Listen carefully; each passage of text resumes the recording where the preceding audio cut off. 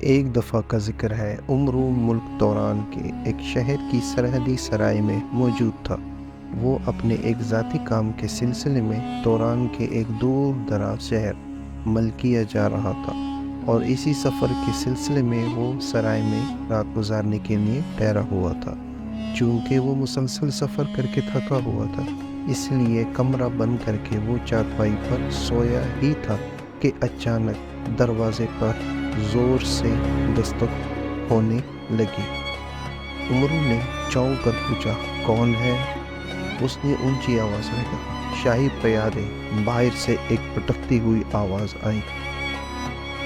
امرو یہ آواز سن کر چونک پڑا۔ پھر وہ بستر سے اٹھا۔ اس نے دروازہ کھول دیا تو دو باوردی پیادے اندر داخل ہوئے۔ تمہارا نام امرو ہے؟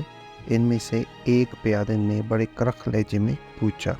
ہاں، تم کون ہو؟ خواجہ امرو نے کہا، ہم بادشاہ توران کے پیادے ہیں، اور ہمیں یہاں اس لیے بھیجا گیا ہے کہ ہم امرو عیار کو ساتھ لے کر جائیں، صبح دربار میں پیش کریں۔ چونکہ سفر طویل ہے، اس لیے تم فوراً تیار ہو جاؤ اور ہمارے ساتھ چلو، اس پیادے نے کہا۔ لیکن میں تو ملکیہ جا رہا ہوں، خواجہ امرو نے کہا۔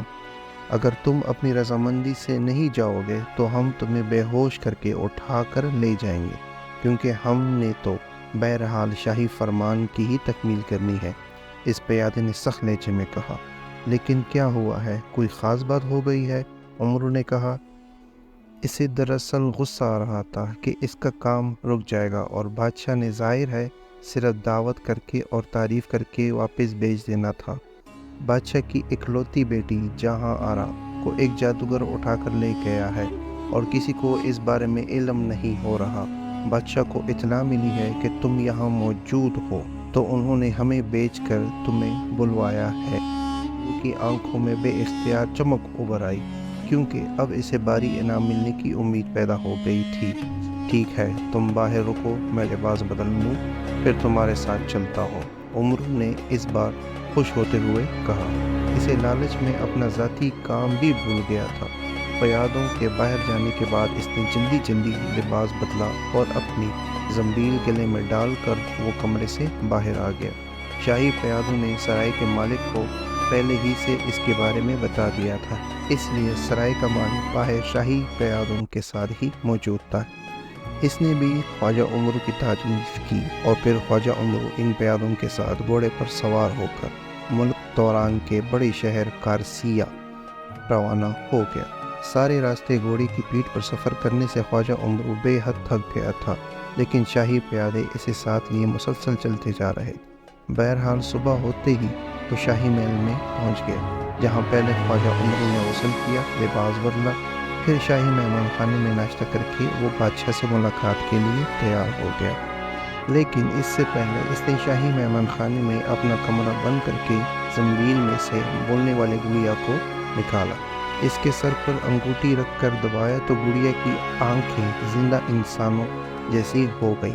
خواجہ امرو کو بتایا جاتا ہے کہ شہزادی جہاں آرا کو ایک جادوگر اٹھا کر لے گیا ہے۔ اس جادوگر کا نام لاما جادوگر ہے، اور وہ سرخ پہاڑوں کے اندر رہتا ہے۔ لاما جادوگر کو ایک خاص جادو حاصل کرنے کے لیے ایسی نوجوان شہزادی کا خون چاہیے ہے جو اکلوتی ہو اور اس کی شادی نہ ہوئی ہو، اس لیے وہ شہزادی جہاں آرا کو اٹھا کر لے گیا ہے۔ اس نے سرخ پہاڑوں میں ایک غار کے اندر اسے بے ہوش کر کے رکھا ہوا ہے، اور خود وہ ایک خفیہ غار میں جادو حاصل کرنے کے لیے جاپ کر رہا ہے۔ آج سے 7 روز بعد وہ شہزادی کو ہلاک کر کے اس کا خون پیالے میں ڈال کر پی جائے گا، اس طرح اسے وہ جادو مل جائے گا۔ خواجہ امرو کے پوچھنے پر وہ بولنے والے گڑیا نے جواب دیتے ہوئے کہا، شہزادی کو ہوش میں لانے کے لیے کیا کرنا پڑے گا؟ امرو نے بولنے والے گڑیا سے پھر پوچھا، شہزادی ایک خاص جادو کی وجہ سے بے ہوش ہے، اس وقت تک ہوش میں نہیں آ سکتی جب تک عقاب پری اپنی گردن کا خون اس پر نہ ڈالے گی۔ بولنے والے گڑیا نے جواب دیا، عقاب پری کہاں رہتی ہے، اور اسے مجبور کر سکتا ہوں کہ وہ اپنی گردن کا خون شہزادی پر ڈالے؟ امرو عیار نے پریشان ہو کر کہا۔